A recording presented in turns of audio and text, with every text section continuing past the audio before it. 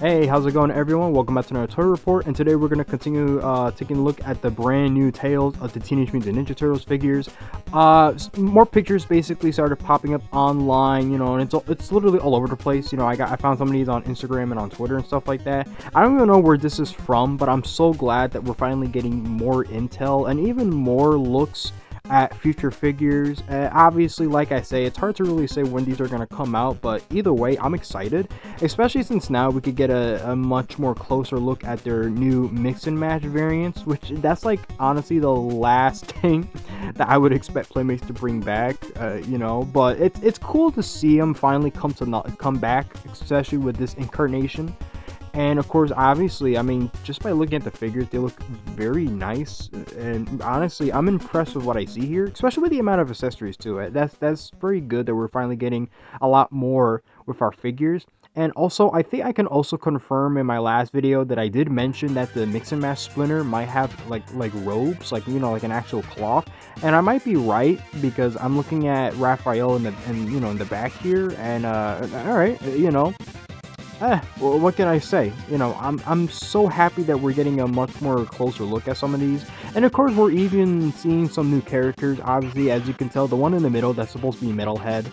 And apparently the one in the cape I got wrong. That's not Bishop. It's actually the other one. As you could kind of see, there's like a little guy in the suit right there, which I thought was kind of funny. We also get to take a look at the back just to kind of show the demonstration of how the action feature works. And of course, the other set of figures, and I mean this looks great. And then of course here's another feature with Donatello. Like I say, they've done this before in the past with the 2012 line, but I'm very glad that they decided to kind of keep that with this toy line, and I think it'll definitely work out a lot more, especially with the weird goofiness to it, because of course this is supposed to be based off of the the brand new cartoon premiering on Paramount Plus.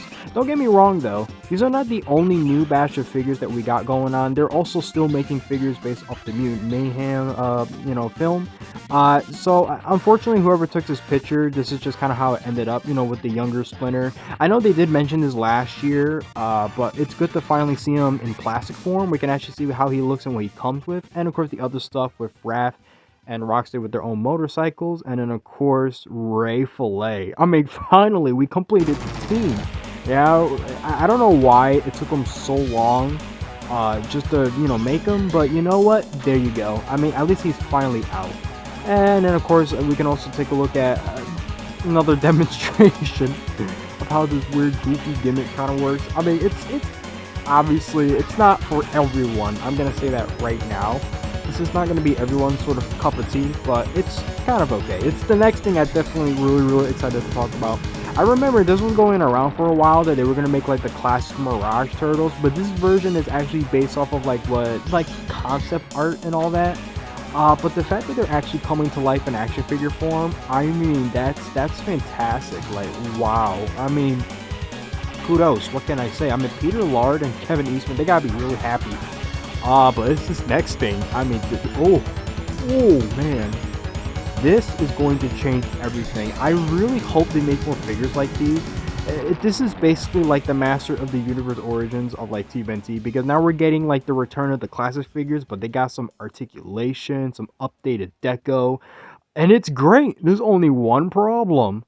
It's a freaking Walmart exclusive, and then the other set is actually a Target exclusive. So that's the only downer, but you know what? I'm excited. But that's not all, folks. Until next time, as we cover more Playmates stuff regarding the Godzilla x Kong line. So until then, thank you guys for tuning in. See you guys in the next toy report. See ya.